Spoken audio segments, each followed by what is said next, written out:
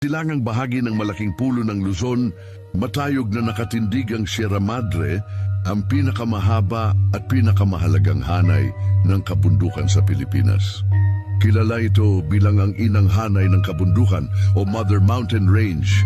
Mula sa hiyolohiya at meteorolohiya, ang Sierra Madre ay isang natural lamang na gawa ng kalikasan. Ngunit ang epekto nito bilang harang sa bagyo ay totoong siyentipiko. Sinasabing ang Sierra Madre ay nabuo sa paglipas ng milyon-milyong taon dahil sa mga tectonic plate na nagbanggaan, nagdulot ng pag-angat ng lupa at pagkakabuo ng mga bundok. Ang ito ay isang tipikal na hanay ng bundok na resulta ng prosesong ito. Ngunit sa kultural na pananaw, ito ay talagang harang sa bagyo dahil sa matinding sakripisyo ng diwata.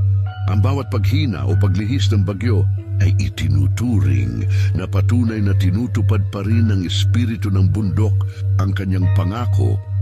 Sinasabing may isang matapang na mandirigmang higante na nagngangalang Lusong at ang kanyang maganda at mapagmahal na asawa si Sierra.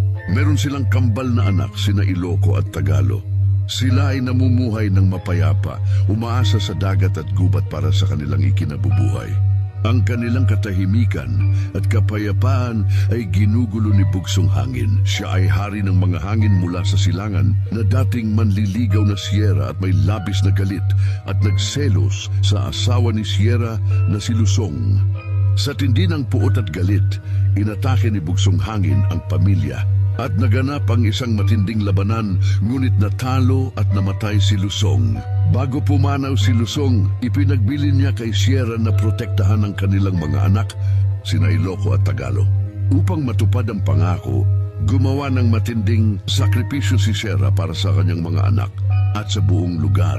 Humiga si Sierra sa baybayin, nakatalikod sa karagatang Pasipiko kung saan nagmumula ang galit ni Bugsong Hangin. Ang kanyang kapangyarihan ay ang siyang paraan upang humaba at ang malaking katawan ay naging matibay na hanay ng kabundukan. Ang kabundukan na ito ay tinawag na Sierra Madre na nagmula sa pangalan ni Sierra.